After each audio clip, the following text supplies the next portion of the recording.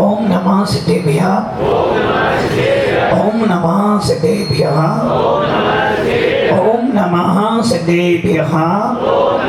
यदर्चा भावेन समुदित मनः दरे दुर्यः क्षणाधासित स्वर्गी गुण गण समृद्धा सुख निधि लभन्ते सद्भक्त्या शिव सुख समाजं किमु तदा महावीर स्वामी महावीर स्वामी महावीर स्वामी दुर्वाह पंतनो नित्यं ज्ञान दर्शन नाहिगा चारित्रन गंभीरा मोक्ष मार्ग उपदेशगा।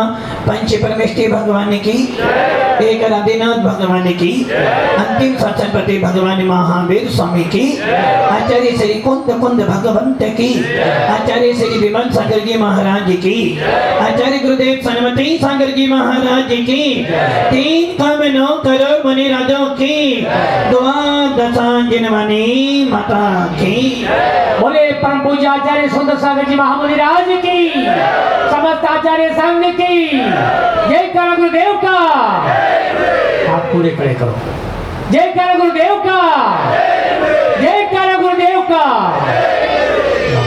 भव्य आत्माओं, अंतिम तीर्थेश भगवान महावीर अपने समोसर में विराजमान थे। भव्य जीव जा रहे थे और भगवान की मुद्रा को देखकर, भगवान की छवि को देखकर अपने आप के भावों को सुधारने का प्रयास कर रहे थे। भगवान महावीर का शासन परिणामों की सुधारने के लिए मिला है। पूरे विश्व के अंदर कहीं भी चले जाना, यदि तेरे को भाव सुधारने हैं तो तेरे पास एक ही मार्ग है, वो मार्ग है वीतराग शासन। जब वीतरागता के अंदर जाएगा तो निश्चित रूप से तेरे भावों में परिवर्तन होगा, और भावों का परिवर्तन होना ही, भावों का परिवर्तन होना ही तेरा गुणस्थान बनाएगा। भावों का परिणति, भावों का परिवर्तन होना तेरा गुणस्थान है, और भावों की खराबी होना ही तेरी गुणस्थान का नीचे गिरना है। आपको ध्यान होगा, मेंढक सेठ था। सेठ से क्या बना? भावों की अशुद्धता, परिणामों की अशुद्धता बनी तो क्या बन गया? मनुष्य से तिर्यंच बना, और जब तिर्यंच की पर्याय में था, भगवान के दर्शन करने गया, भावों की निर्मलता बनी तो राजा सैनिक तो देव नहीं बन पाया, किंतु वो मेंढक भगवान के दर्शन भी नहीं कर पाया था। मात्र भावों की निर्मलता से वो देव बन। इसका अर्थ क्या हो गया? भाव ही तेरे लिए गुणस्थान दे सकते हैं, और भाव ही तेरे को गुणस्थान से अतीत कर सकते हैं। जीवन में कितने सारे भव बिताए हैं, कितने सारे भवों में आपने परिणाम बनाए होंगे। यदि कोई थर्मामीटर लेकर आपके 1 सेकंड के परिणामों का मापतोल करे तो असंख्यात परिणाम आपने एक पल में बना लिए। और इन परिणामों में क्या करा तूने? इन परिणामों से, इन भावों से तूने क्या करा? 1 सेकंड में गुणस्थान ऊपर भी चढ़ गया और नीचे भी आ गया। अब आप ये सोच लो कि तेरे एक समय का परिणाम तेरे गुणस्थान को बढ़ा देता है, और एक क्षण का परिणाम तेरा गुणस्थान गिरा देता है। और यदि तेरे भाव स्थिर हो गए तो तेरे गुणस्थान को स्थिर भी कर देता है। भव्य आत्माओं, भक्ति करते हो, क्या करते हो? किसकी भक्ति करते हो? भगवान की। और यदि भक्ति करके भगवान ना बने तो समझ लेना कहीं ना कहीं तेरे भावों में, कहीं ना कहीं तेरे भावों में गड़बड़ी हो रही है। और भावों की गड़बड़ी किसने करी? भगवान ने करी, तूने करी। आप भक्ति करके भगवान बनो, तब तो तेरी भक्ति करने का। खाना खाकर यदि पेट ना भरे तो खाना खाना, दुकान खोलकर यदि घराकी ना पड़े तो दुकान खोलना व्यर्थ है। और यदि वीतरागियों के पास जाकर भी तेरे भाव निर्मल नहीं बने तो तेरा वीतरागों के पास जाना व्यर्थ है। भव्य आत्माओं, भक्ति करके भगवान बनना, ये हमारा उद्देश्य है। और भगवान महावीर कह रहे हैं यदि वीतराग शासन में आने के बाद भी और भक्ति कर कर भी तू भगवान नहीं बन पाया, यदि तू जिन शासन में आने के बाद भी अपने गुण स्थान को पार नहीं कर पाया तो समझना तेरा जिन शासन में आना व्यर्थ है।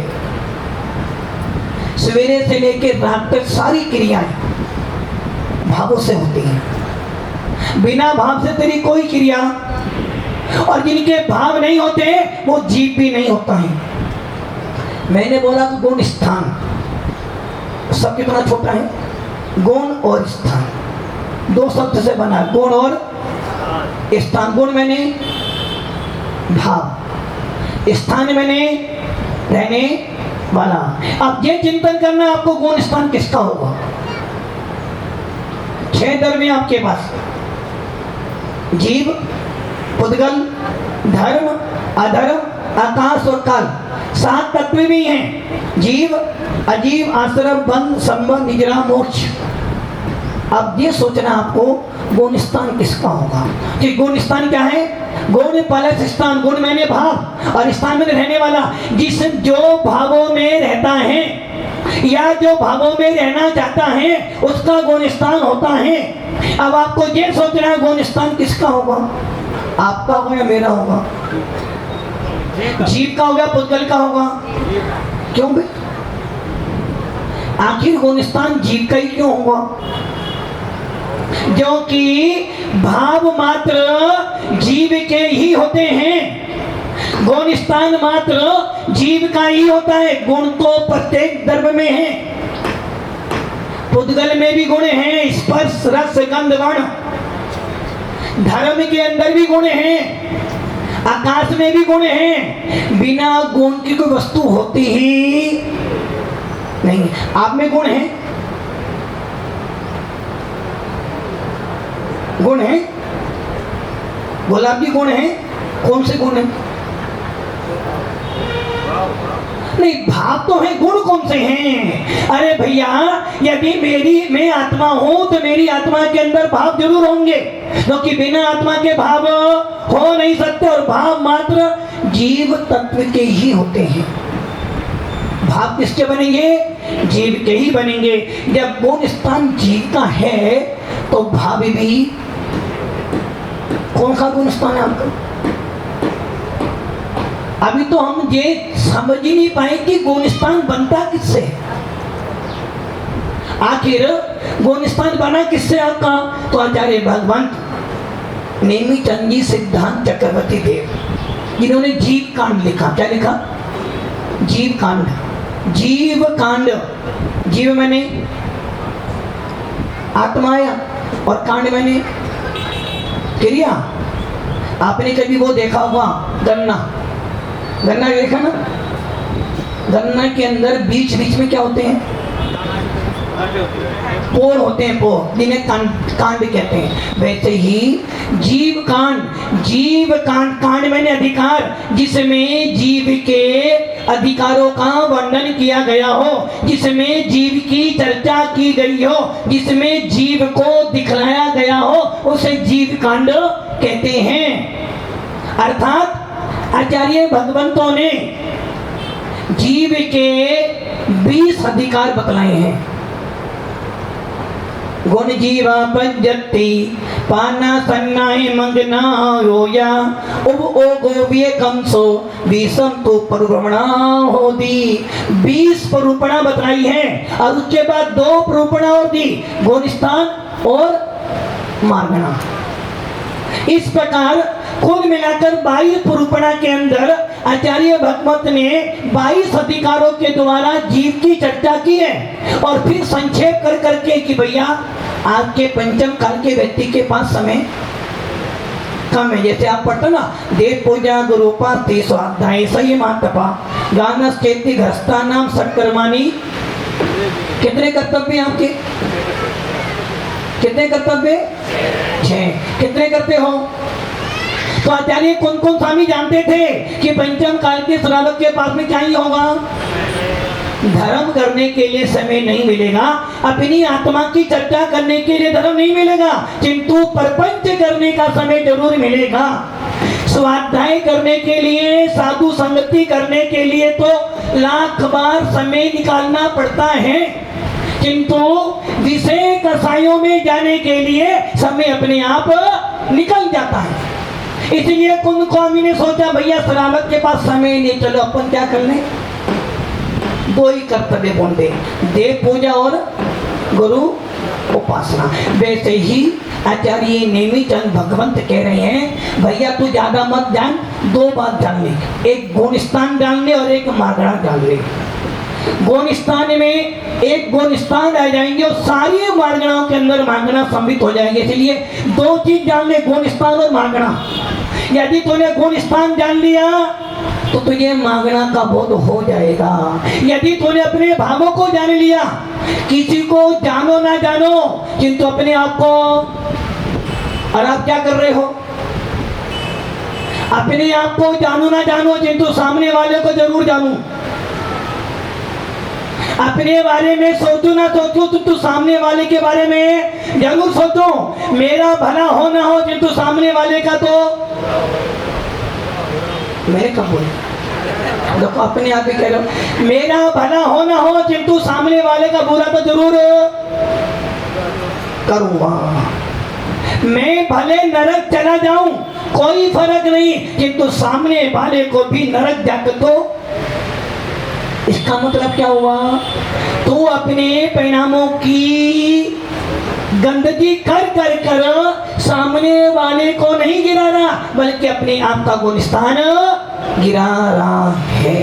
इसलिए आचार्य भगवंत कुंद स्वामी कह रहे हैं यदि जिन शासन मिलने के बाद, देवता गुरु की भक्ति करने के बाद यदि तेरे भगवान बनने के भाव नहीं बने, यदि जिनवाणी सुनने के बाद भी तेरे भगवान बनने के भाव नहीं बन रहे हैं तो समझना कहीं ना कहीं अभी तू जिन शासन को धुलमिल कर रहा है। वीतराग धर्म मिला, उसका फल क्या है? यदि कुंद को मानने के बाद भी, अध्यात्म पढ़ने के बाद भी, दिगंबर साधु की सेवा करने के बाद भी यदि तू भगवान नहीं बन पाया तो समझना जिन शासन झूठा हो जाएगा। दुकान पे जाने के बाद यदि आमदनी नहीं हो तो दुकान बेकार है।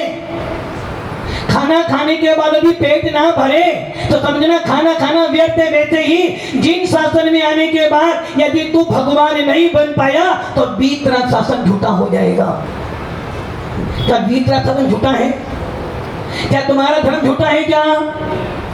और भगवान क्या कह रहे हैं, यदि वीतराग शासन में आने के बाद,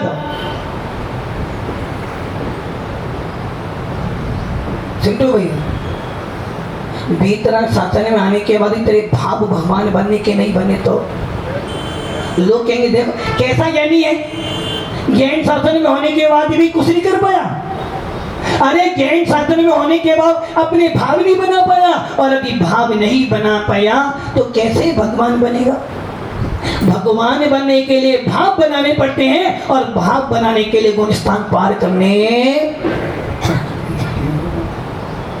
जितने लोग यहाँ बैठे ना सबका गुणस्थान तो है, और जब बाद में गुणस्थान सिर्फ 14 ही हैं। कितने हैं? 14 ही गुणस्थान है। अब आपको ये टटोलना है 2 महीने में, भादों से पहले पहले तक। यही देखना है कि तेरा गुलिस्तान कौन सा है और तुझे कौन से गुलिस्तान में जाना। गुलिस्तान 14 है, बहुत सीमित है, 14 ही दिए हैं और इन 14 गुलिस्तानों में ही संपूर्ण विश्व के जीव आते हैं।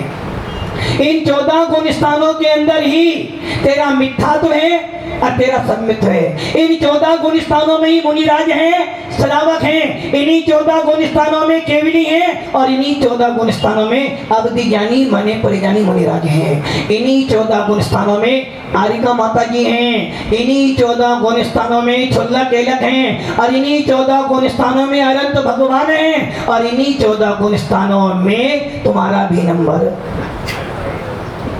अब आपको ये सोचना है कि तेरा गुलिस्तान कौन सा है। महाराज की चर्चा तो बहुत कर लेते हैं, महाराज जी भावलिंगी महाराज को नमस्तु करते हैं, किंतु ये तो सोच भावलिंगी का गुलिस्तान कौन सा होगा, क्योंकि जब तक तेरे भाव निर्मल नहीं होंगे तो ये गुलिस्तान समझ में आने वाला। यदि धर्म सभा में आने के बाद भी तेरा भाव नहीं लग रहा है तो समझना गलती महाराज के प्रवचन में नहीं हो रही है, गलती मेरे भावों में हो रही है। यदि खाना खाने के समय तेरे खाना खाते समय यदि तुझे खाना खाने में आनंद नहीं आ रहा है तो गलती किसकी है? गलती तो किसकी है? बनाने वाली है। यदि तुझे खाना खाते समय लग रहा नमक थोड़ा सा, देखो उसे हमेशा की ज्यादा दिखाई दे रही है, खाने में थोड़ा सा नमक कम है, दृष्टि तेरी कहाँ गई? कहाँ गई दृष्टि तेरी? तेरी दृष्टि अपने भावों को खराब करने में गई। तूने ये नहीं सोचा अरे कोई ये बात नहीं, नमक थोड़ा कम है किंतु मिर्ची थोड़ी ज्यादा है। तूने ज्यादा नहीं देखी, तूने कम देखी और तूने कम नमक के कम होने पे तूने अपने परिणाम खराब करे। और जब तेरा परिणाम खराब हुआ, बनाने वाले ने तो बड़े भाव से बनाए थे कि आज पतिदेव भोजन करेंगे और मैं पतिदेव को भोजन कराकर अपने परिणाम अच्छे बना रही हूँ। यदि मेरे पतिदेव मेरे भोजन अच्छी तरह कर लिया तो मैं समझूंगी मेरा आज खाना बनाना सार्थक हो गया। बड़े भाव से वो तुम्हें खाना खिला रही थी, उसका तो गुणस्थान बढ़ गया। अब तूने खाना खाते खाते दादाजी एक टाइम खाने आया फिर भी खाना अच्छा नहीं बनाया, नमक ज्यादा कर दिया उसमें। क्या कर लिया तूने? एक नमक के पीछे 2 रुपए के नमक के पीछे तूने अपना सोना जैसा गुलिस्तान तूने अपना गिरा दिया। मंदिर में गया, मंदिर में भगवान को देखा और भाव लगे कि चलो आज तो भगवान का अभिषेक कर लें और भगवान का अभिषेक करके अपने भाव निर्मल बना ले। और जैसे अभिषेक करने गया था पीछे से पदम काला जी ने टोक दिया। किसने टोका? सुबह बड़ी किसने टोका? क्या करता है? कला साथ में था, भाव बड़े अच्छे थे कि आपको अभिषेक कर कर और अभी आज मैंने अभिषेक कर लिया। घर वाले कहेंगे हाँ अच्छा काम कर करा बेटा।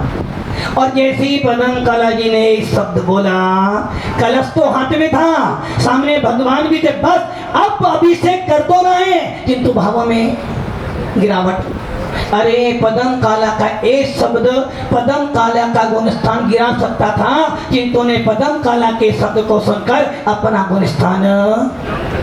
और फिर कह रहा है भगवान ने मेरा गुणस्थान गिरा दिया। अरे भगवान ने नहीं गिराया, तेरे अंदर के भगवान ने तेरा गुणस्थान गिरा दिया। इसलिए जीवन में कुछ भी करना किंतु भावों की खराबी ना करना। भावों की खराबी संसार बढ़ा देगी और भावों की निर्मलता तेरा मोक्ष मार्ग बढ़ा देगी। यदि मोक्ष मार्ग को बढ़ना चाहता है, यदि आत्मा से भगवान बनना चाहता है तो भावों का लेखा जोखा करना शुरू। अकाउंट्स बनाते हो किसका? ये भी बनाते हैं। इन्हें पता है कितनी सैलरी महीने में मिलने वाली है, हमें कितने में खर्चा करना है। और आपको अकाउंट्स यदि जरा सा अकाउंट गड़बड़ हो जाए तो छापे वाले अपने आप पूरा दिन का अकाउंट, पूरे साल का अकाउंट बनाते हो और अंत में यदि बैलेंस शीट खराब हो जाए, थोड़ी बहुत टेढ़ी मेढ़ी हो, तो फिर सीए को बुलाकर रुको, सेट कर दो भैया, सेट कर दे, बनना ज्यादा देना। वैसे ही भव्य आत्माओं, तेरे भावों की बैलेंस शीट कोई सीए, कोई तीर्थंकर, कोई महाराज नहीं बनाएंगे, तुझे स्वयं बनानी पड़ेगी। और साल भर की नहीं, तुझे तो प्रतिदिन की तुझे बैलेंस शीट बनानी है, क्योंकि तेरे हर पल का परिणाम तेरे गुणस्थानों पे टिका है और तेरा गुणस्थान भावों पे निर्भर करता है। जरा सी चूक हुई नहीं, गुणस्थान गिरा। किसी ने तुझे शब्द बोला, तूने अपने भावों में ले आया, अभी मुझसे बोला नहीं था, मन ने विचार किया और जैसे ही बोलने वाला था तो समझना जब तू बोलेगा इतने में तो देर हो गई, तूने मन में जरा सा भाव बना भी लिया, जरा सा भाव बिगाड़ लिया, तुरंत तेरा गुणस्थान गिर गया। गुणस्थान के बांध छोड़ने में तो समय लग सकता है, मोबाइल का बटन ऑन करने में समय लग सकता है, कि तो गुणस्थान गिरने में या उठने में समय लगने वाला। तो हाथ में कलश लेकर बैठा ही था और बोल रहा था, हे स्वामी नमस्तु नमस्तु नमस्तु, इतना ही बोला था। महाराज तेरे ना आके दूसरे के चले गए और तूने परिणाम खराब बना लिया। तेरा महाराज तो गए, महाराज का कुछ नहीं गया, किंतु तेरे एक छोटे से खराब परिणाम ने तेरा गुणस्थान। अब आप सोच लो घर में कैसे कैसे भाव बनाते हो, घर में जाकर कितने कितने गंदे परिणाम बनाते हो, और तेरा एक परिणाम, तूने एक परिणाम खराब किया, तेरे गुणस्थान सीधा तू चौथे से पहले में आ गया, और एक तूने अच्छा परिणाम बनाया पहले से चौथे में चले गया। एक मुनिराज अपने एक दिन में असंख्यात बार निकी गिरते, असंख्यात बार ऊपर, ना जाने कितनी बार छठे से पांचवें में, पांचवें से चौथे में, चौथे से पहले में। और जब पहले में आए, पहले में बैठे थे, तू निंदा कर रहा था और महाराज ने तो सोचा भैया छोड़ो और पहले से तो सातवें में आते हैं। गुणस्थान बदलने में देर लगती नहीं, और जिनको परिणामों की संभाल नहीं, उनका गुणस्थान बढ़ने वाला भी। इसलिए आचार्य भगवान कह रहे हैं, भावों की विशुद्धता तेरा गुणस्थान है, और तेरे गुणस्थान दो पे टिके हैं बस, श्रद्धा और योग। किस पे टिके हैं गुणस्थान? श्रद्धा और योग। आदि दो बढ़िया हैं तो तेरा गुणस्थान बड़ा हो जाएगा, और दो गिर गए तो तेरा गुणस्थान गिर जाएगा। जैसी श्रद्धा वैसा गुणस्थान, जैसा गुणस्थान वैसी श्रद्धा, जैसा योग वैसा गुणस्थान, और जैसा गुणस्थान वैसा योग। योग मतलब काये वांग मना कर्म योगा, कल भी सुना था। काये की क्रिया, मन की क्रिया, वचन की क्रिया, ये योग है। और जैसा तेरा योग करेगा, जैसी तू क्रिया करेगा, वैसा तेरा भाव बनेगा, जैसा भाव बनेगा वैसा गुणस्थान होगा, और जैसा गुणस्थान होगा वैसी मति। पानी पिए छान कर, पानी पिए छान कर वाणी बोले, देखिए, पानी पिए छान कर गुरु कीजिए, जैसा खावे भोजन वैसी बोले, जैसा पीवे पानी वैसी बोले वाणी।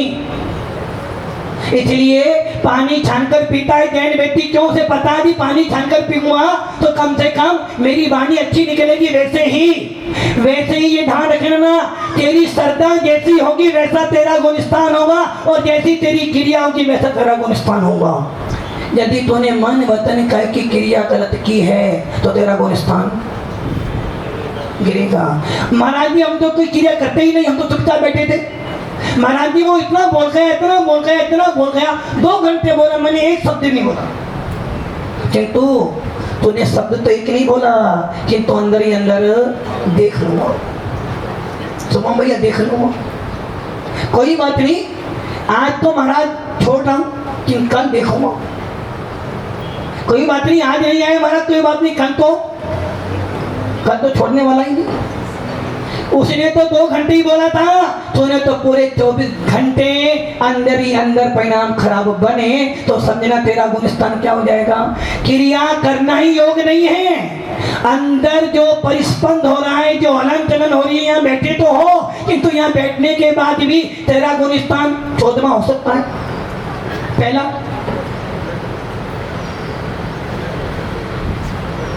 यदि पहला गुणस्थान है तो मेरा समझाना व्यर्थ है, और 14वां गुणस्थान तेरा है तो मेरा समझाना भी व्यर्थ है, क्योंकि 14वें वाले को मैं समझा नहीं सकता और पहले वाला समझा चाहता नहीं। 14वें वाले को मैं समझा नहीं सकता और पहले वाला मेरी बात समझेगा नहीं, तो मेरा प्रवचन खराब हुआ, तेरे भाव खराब ना हो, यदि मेरे भाव खराब हो तो मेरा गुणस्थान। इसलिए ध्यान क्या रखना है, मेरे भावों से तेरा गुणस्थान ना गिरे और तेरे भावों से मेरा गुणस्थान, तेरे परिणाम तेरा गुणस्थान निर्धारित करेंगे, मेरा भाव मेरा गुणस्थान निर्धारित करेगा। इसलिए दुनिया के बारे में मत सोचो, सामने वाला क्या सोचता छोड़ दो, मैं क्या सोचता हूँ ये सोचना शुरू करते हैं, क्योंकि सामने वाले के सोचने से तेरा गुणस्थान नहीं बढ़ेगा। मम्मी जी ने कुछ भी बोला हो, मम्मी थी ना, बोलने दो, किंतु मम्मी की बात सुनकर तो यदि परिणाम खराब करे तो तेरा गुणस्थान तो। और एक ध्यान रखना, यदि एक बार गुणस्थान गिर गया, ऊपर चढ़ने में क्या, ऊपर चढ़ने में वो कह रहे समय लगता है,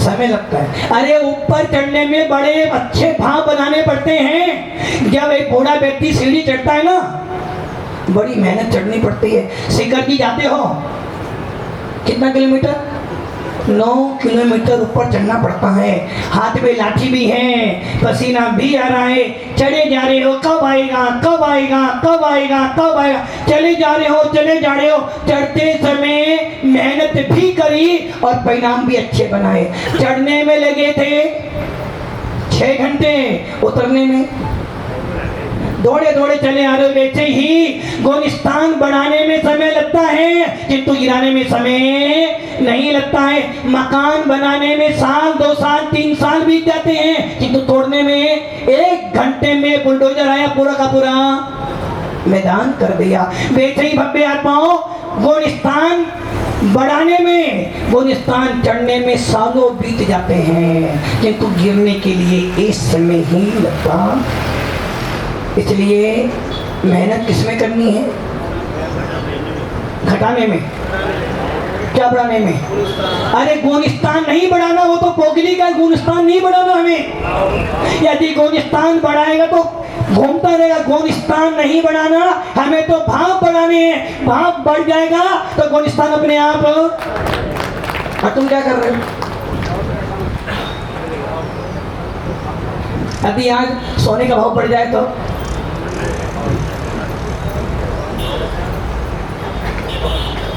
भाव बढ़ जाएंगे, तेरे तो बढ़ जाएंगे, किंतु बेचारा जो जो महंगा लेकर सस्ता लेकर बैठा था, महंगा लिया तो वो तो मर जाएगा ना। बड़ा जिस प्रकार बरसात होने पर किसान तो आनंदित हो रहा है, और कुमार दुखी हो रहा है, भैया बरसात आई तो मिट्टी गीली हो जाएगी, गीली मिट्टी से। वैसे ही शेयर बाजार बढ़ जाए तो तुझे क्या मिल जाएगा, किंतु उससे कुछ भैया जितने पैसा। इसलिए ध्यान रखना, गुणस्थान बढ़े, हमें गुणस्थान नहीं बढ़ाना, हमें तो सिर्फ भाव।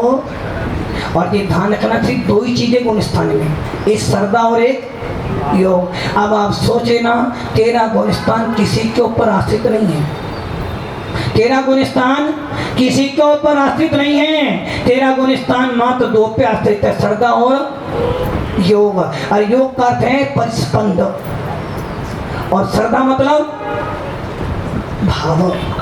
तेरी श्रद्धा किस पर है, यदि तेरी श्रद्धा मिथ्या पे है तो तेरा गुणस्थान नीचे है, यदि तेरी श्रद्धा अच्छी है तो तेरा गुणस्थान ऊपर है। तो श्रद्धा और योग ये तेरा गुणस्थान निर्धारित करेंगी, और तेरा गुणस्थान निर्धारित करने वाला कौन हो गया, वो स्वयं तेरे भाव, जैसी तेरी श्रद्धा वैसा तेरा गुणस्थान, जैसी तेरी क्रिया वैसा तेरा गुणस्थान। इसलिए भव्य आत्माओं, जीवन में कुछ हो ना हो, अपनी श्रद्धा बिकने मत देना। यदि श्रद्धा बिक गई तो गुणस्थान छूट जाएगा, और यदि गुणस्थान छूट गया तो जीवन खतरे में। इसलिए भव्य आत्माओं, धन लूटे तो क्या करें, धन लूटे तो लूट जाए, किंतु श्रद्धा ना गिरने देना।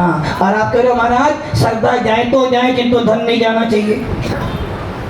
धन लूट जाए तो लूट जाए, किंतु श्रद्धा नहीं गिरनी चाहिए। जब आप एक झाड़ू वाला आता है, झाड़ू वाला, वो भी धन लेता है। बाल कटाने जाते हो, वो भी धन लेता है। और यदि एक बच्चा बाल खींच दे तो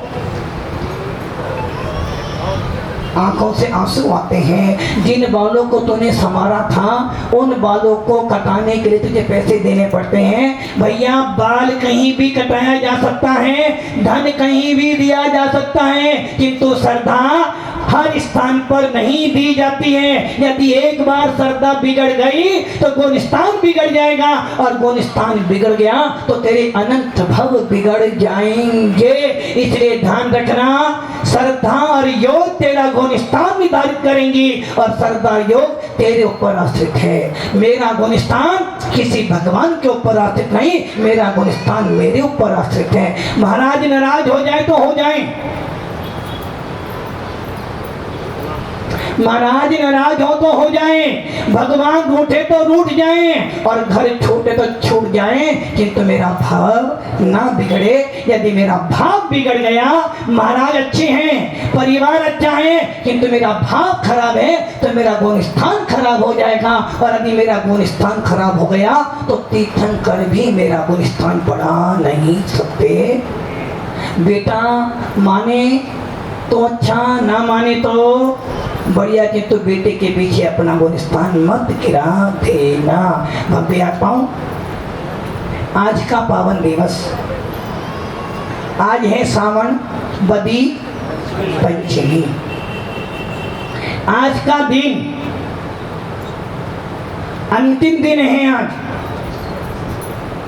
सावन बदी पंचमी, आज के दिन जो भी साधु विहार कर रहे होंगे, अपने अपने स्थान पर आज रुक जाएंगे। कौन रुक जाएंगे? साधु। आप भी रुक, आप तो चलते रहोगे, क्योंकि आपको तो चलने का परमिट है। हमारे पास परमिट तो चलने का ही है, किंतु वो चलना किस में है? 4 महीने के लिए तुझे अपनी आत्मा में ही रहना है। 4 महीने तुझे गमन तो करना है, अपने भावों में गमन करना है। और आज का दिन है जहाँ साधु विराजमान हो जाएंगे और बंध जाएंगे। किनसे? भाव अच्छे बना भैया, बना गुणस्थान गिर जाएगा। वो कह रहा शरावत से बन जाएंगे। अरे भैया, तुमसे हम बंधेंगे, मतलब कि वीत रागी रागी से बंधेगा। मतलब कि वीत रागी यदि रागी से बन जाएगा तो वो भी रागी हो जाएगा, और यदि रागी वीत रागी से बनेगा तो कर्मों से छूट जाएगा। आज का वो दिन है जिस दिन मुनिराज अपने आगम से बंध जाएंगे। और आगम से बंधने का मतलब है आज के बाद मुनिराज बिहार को रोक देंगे। कितने समय तक? किंतु ये ना सोचना कि महाराज बंध गए। महाराज नहीं बंधे, महाराज के पास तो VIP पास भी है। वो जब चाहे जब बिहार कर जाएंगे, ये भी निश्चित है। किंतु आज का पावन दिवस है जिस दिन आज जो महाराज बिहार कर रहे होंगे, आज अंतिम दिन है कि वो अपने स्थान पे पहुंचकर अपने आप को व्यवस्थित करने के लिए अपनी व्यवस्था व्यवस्थित कर जिन आगम से बनकर जिन शासन की परामर्श करने हेतु चातुर्मास करेंगे। और अपने चातुर्मास में कोई आए ना आए फर्क नहीं पड़ने वाला, कोई आए ना आए कोई फर्क पड़ने वाला नहीं, किंतु मेरा गुणस्थान बना रहे ये फर्क जरूर पड़ने वाला है। आप सब लोग भी यही प्रयास करना कि इन 4 महीनों में मात्र 4 गुणस्थान समझ लेना। पहला, दूसरा, तीसरा, चौथा, यदि 4 समझ लिए तो मोक्ष जाने के अधिकारी हो जाओगे, और यदि 4 बिगड़ गए तो संसार में रहने के अधिकारी हो जाओगे। अब तुम्हें संसार में रहना हो या मोक्ष में जाना हो, ये तुम्हारे हाथ में। ओम नमः। बोले परम पूज्य आचार्य सुदर्शन